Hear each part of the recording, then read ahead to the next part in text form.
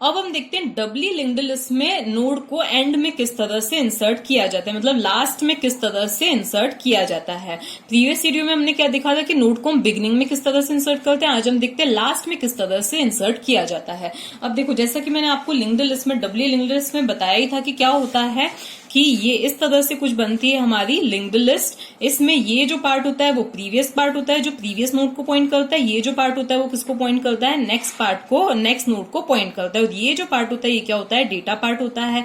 इसको हम किस तरह से डिक्लेयर करते हैं वो भी मैंने समझाया था। और प्रीवियस नोड मतलब फर्स्ट में हमें बिगिनिंग में डेटा इंसर्ट कैसे करना है वो भी मैंने आपको समझाया था। अब हमें लास्ट में डेटा इंसर्ट करना है तो हमें सबसे पहले जाना कहाँ पे होगा, एकदम लास्ट तक पहुंचना पड़ेगा, तो ही तो हम डेटा को इंसर्ट कर पाएंगे। तो पहले हम इसका मेन बेसिक कंसेप्ट समझ लेते हैं कि सपोज हमारी लिस्ट अभी कुछ इस तरह से, उसमें ये दो नोड्स हैं, इसका एड्रेस है 1000 और इसका एड्रेस है 1050। इसके प्रीवियस पार्ट में क्या होगा, नल, क्योंकि इसके पहले कोई भी नोड नहीं है। इसके नेक्स्ट पार्ट में क्या होगा, 1050। इसके प्रीवियस पार्ट में क्या होगा, 1000 होगा, और इसके नेक्स्ट पार्ट में क्या होगा, ऑब्वियसली नल होगा। ओके, क्योंकि इसके नेक्स्ट में कोई नोड नहीं है। ये इसको पॉइंट कर रहा है और ये किसको पॉइंट कर रहा है, इसको पॉइंट कर रहा है, दोनों एक दूसरे को पॉइंट कर रहे हैं, और ये किसी को भी पॉइंट नहीं कर रहा है। इसके डेटा पार्ट में 2 मान लिया, इसके डेटा पार्ट में हमने क्या मान लिया, 3 मान लिया।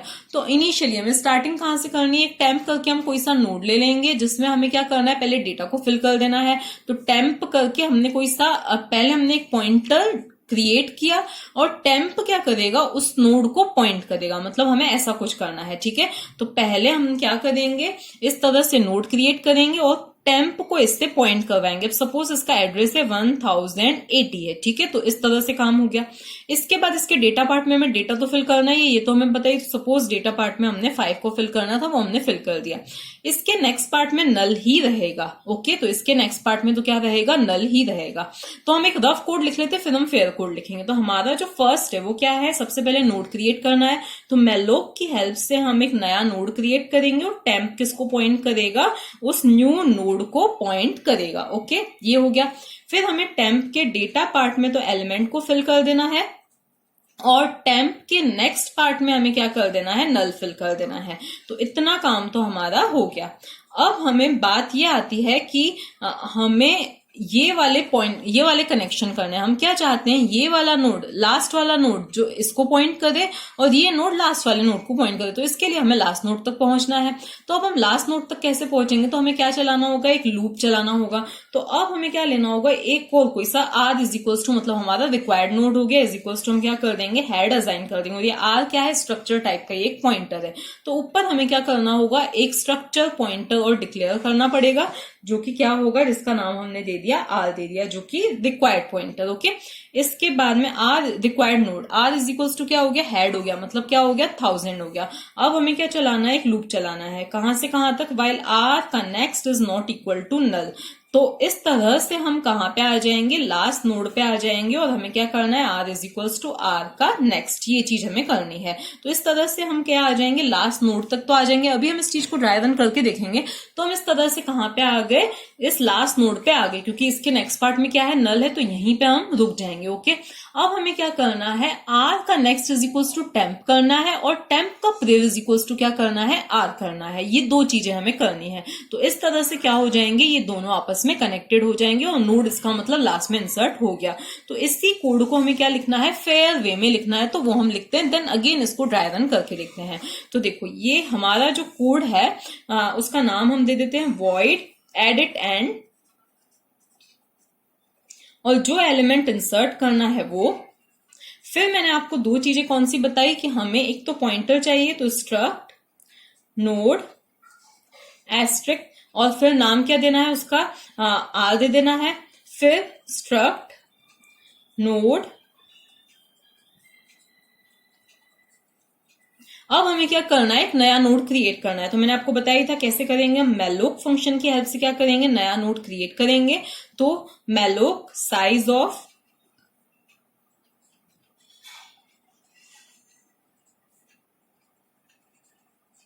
ओके, और यहां पे हमें क्या करना है, ओके, अब यहां तक नोड क्रिएट हो गया। अब इसमें एक और चीज आती है। क्या एक और चीज आती है कि क्या लिस्ट ऑलरेडी एम्प्टी तो नहीं है, मतलब लिस्ट ऑलरेडी एम्प्टी हो तो भी यूजर ने इस फंक्शन को कॉल कर दिया, तो क्या हो जाए, तो if head is equal to null, मतलब हेड ही नल के इक्वल है, तो सिंपली हमें क्या करना है, बस जो हमारा टेम्प है उसके प्रिव में भी क्या आ जाएगा, नल आ जाएगा। ओके, तो उसके प्रिव में क्या आ जाए, नल आ जाए। टेम्प के डेटा पार्ट में एलिमेंट आ जाएगा, तो टेम्प के डेटा पार्ट में क्या आ जाए, एलिमेंट आ जाए। और टेम्प के नेक्स्ट पार्ट में क्या आ जाए, नल आ जाए, क्योंकि हम ये फर्स्ट ही नोड क्रिएट कर रहे हैं, क्योंकि हेड नल है इसका मतलब हम ये फर्स्ट ही नोड क्रिएट कर रहे हैं। ओके, ऐसा हो जाए।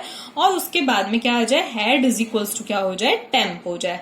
ओके, तो ये हो गया। अगर ऐसा नहीं है तो जो मैंने आपको कोड समझाया था, अभी एक्सप्लेन किया था, वो एग्जीक्यूट होगा। तो अब हमें कहां पे आना है, एल्स पार्ट पे आना है। तो अब हम आ गए एल्स पार्ट पे। तो एल्स पार्ट में हमें क्या लिखना है, अब ऐसा नहीं है तो क्या होगा, आर इज इक्वल्स टू क्या हो जाएगा, हेड हो जाएगा, मतलब हमें हेड से स्टार्टिंग करनी है।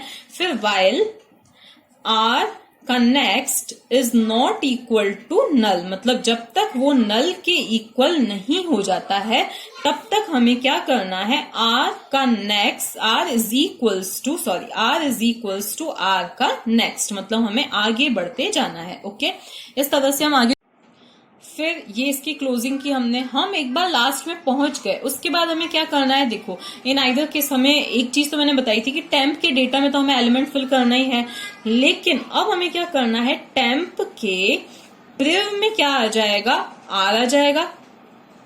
ओके, और फिर टेम्प के डेटा में क्या आ जाएगा, एलिमेंट आ जाएगा, जो एलिमेंट यूजर ने बोला है इंसर्ट करने के लिए। ठीक है, टेम्प के नेक्स्ट में क्या आ जाएगा, नल आ जाएगा, क्योंकि हम लास्ट में इंसर्ट कर रहे तो टेम्प के नेक्स्ट में तो नल देना ही है हमें। ओके, तो टेम्प के नेक्स्ट में क्या आ जाएगा, नल आ जाएगा।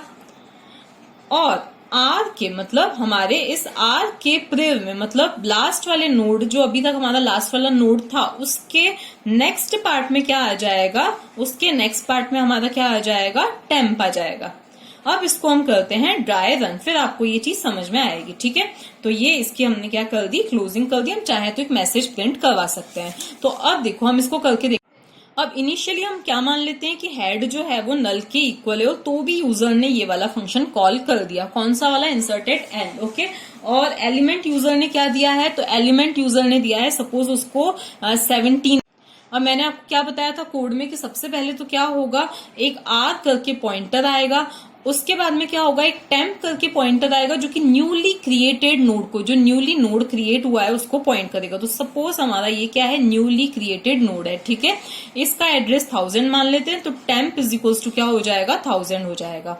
उसके बाद में कंडीशन चेक की जाएगी कि क्या हेड नल के इक्वल है क्या, तो अभी हेड नल के इक्वल है, इसका मतलब यही क्या होगा, हमारा फर्स्ट नोड होगा। तो फिर मैंने कोड में क्या लिखा था कि टेम्प का data is equals to element, मतलब एलिमेंट क्या है, 17, टेम्प का next is equals to null and temp का prev is equals to null. तो ये काम तो हो गया, टेम्प का next is equals to null, temp का prev is equals to null, ये क्या है, प्रीवियस पार्ट है, और ये क्या है, नेक्स्ट पार्ट है।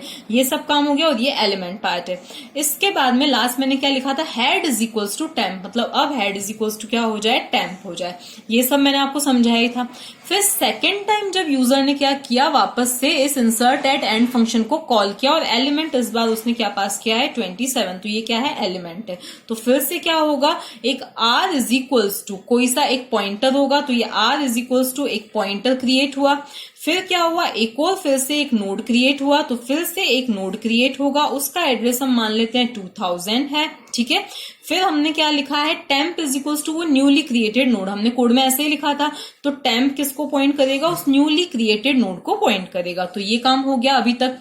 फिर हमने क्या लिखा है, क्या हेड नल के इक्वल है क्या, तो हेड जो है वो नल के इक्वल नहीं है, कंडीशन फॉल्स। तो हम नेक्स्ट एल्स पार्ट में आएंगे, और एल्स पार्ट में हमने क्या लिखा है, R is equals to head. तो अब आर इज इक्वल्स टू क्या हो जाएगा, हेड के इक्वल, दैट इज 1000 के इक्वल हो जाएगा।